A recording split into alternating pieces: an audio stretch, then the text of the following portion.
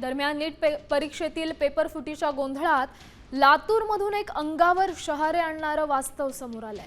गेल्या 4 वर्षांपासून अभ्यासाच्या ध्यासापायी पाणी पिणंही टाळणाऱ्या एका विद्यार्थ्यानं आपल्या दोन्ही किडन्या गमावल्यात। विश्वजित तेलंगे असं या विद्यार्थ्याचं नाव आहे। वर्षभर डायलिसिसवर राहिल्यानंतर आणि आजीने दिलेल्या किडनीच्या शस्त्रक्रियेनंतर विश्वजितनं चौथ्यांदा परीक्षा दिली। मात्र पेपर फुटीमुळे आता त्याला 21 जूनला पुन्हा परीक्षा द्यावी लागणार आहे।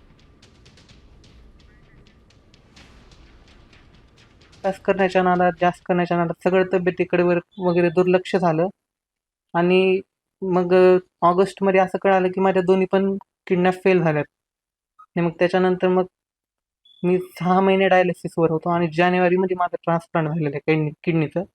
त्याच्यानंतरही मी जिद्द नाही सोडली आणि डबल परीक्षा दिली। एक मला विनंती करायची की या आजाराला कुठेतरी सरकारने काहीतरी PWD मध्ये कुठेतरी मान्य केलं पाहिजे, कारण हे एक प्रकारे अपंगत्वासारखंच आहे। हे काय करणार सर?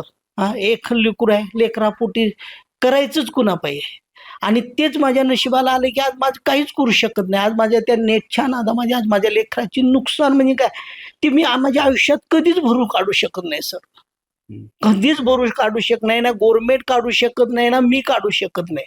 आज त्याला मी प्रत्येक काय काय केलं आणि आम्ही लेकरापोटी करलाय। आमचं लेकरू कधी बाहेर सुद्धा जायचं नाही। हे काय एवढं मोठं कारण कधी असं त्यानं चुकून कुणाला दिसलं नाही सर।